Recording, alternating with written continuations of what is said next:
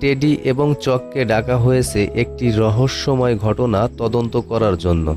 একজন রোগী হঠাৎ করেই নিখোঁজ হয়ে গেছে। তার নাম র্যাসেল। সবচেয়ে অবাক করার বিষয় হলো র্যাসেল একটি সম্পূর্ণ তালাবদ্ধ কক্ষ থেকে অদৃশ্য হয়ে গিয়েছে। সেখানে কোনো জানালা ভাঙা নেই, কোনো দরজা খোলা নেই, তবুও সে উধাও।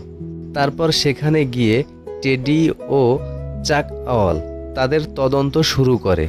তদন্ত শুরু করার পর থেকে টেডির মনে হতে থাকে কিছু একটা ঠিক নেই। হাসপাতালের ডাক্তাররা প্রশ্নের সরাসরি উত্তর দেয় না।